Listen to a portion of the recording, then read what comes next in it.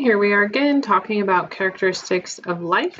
We're going to understand each characteristic of life.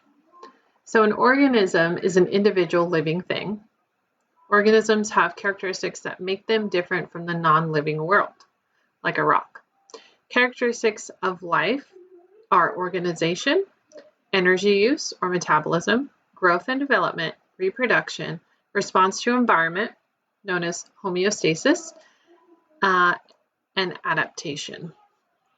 All right, so these characteristics are not limited to living organisms. They may be found in non-living objects as well. However, in order for something to be considered a living organism, all of the characteristics must be present. The first one, organization, we can see examples of cells here. So living things are highly organized. They have specialized structures that perform specific functions at every level of organization. The cell is the basic unit of organization. Some are unicellular. They are made of one cell. Some are multicellular. They are made of many cells that function together. All right, so energy exists in forms such as light and chemical energy. These forms are important to living organisms. Living things use energy for life processes. Metabolism is all the chemical processes that build up or break down materials and create waste. Example, right? The cheetah eats the prey, its body, digestive systems breaking down all of those chemical nutrients for it. So all organisms are able to convert energy from the environment and use it for their life processes. An example would be light energy is transferred and converted to chemical energy that enables plants to make food from carbon dioxide and water, also known as photosynthesis. Growth and development is the next one. Growth is an increase in size. Development is a change in shape or form. The amount of growth varies among living things, and the nature of development varies from species to species. Okay. Reproduction is the next characteristic of life, and it's a process through which new living things are formed. It involves making new cells.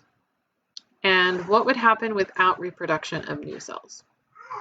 Without reproduction, there would be no living things to replace those that die. So the ultimate goal of reproduction is for the species to carry on.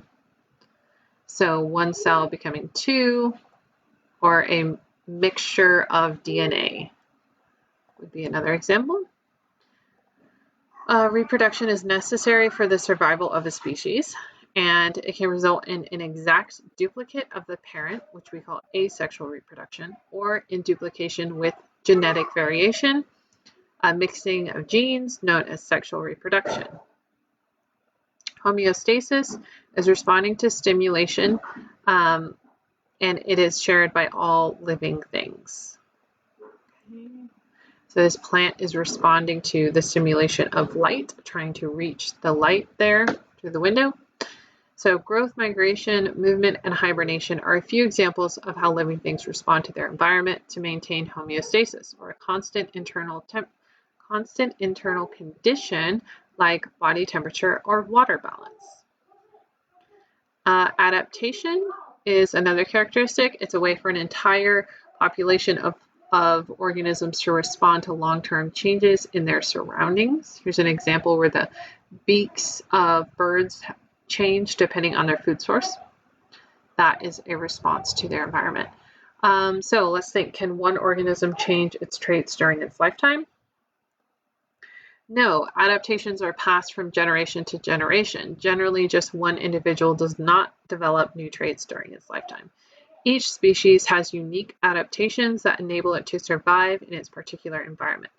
Our example, the peppered moth has a change in color. Okay, so it was less noticeable to its prey, or to its predator, sorry. Okay, quick summary. All living things must have all the characteristics of living things to be considered living. There are 6 of them: organization, energy use, growth and development, reproduction, response to environment, and adaptation. Catch you on the next video.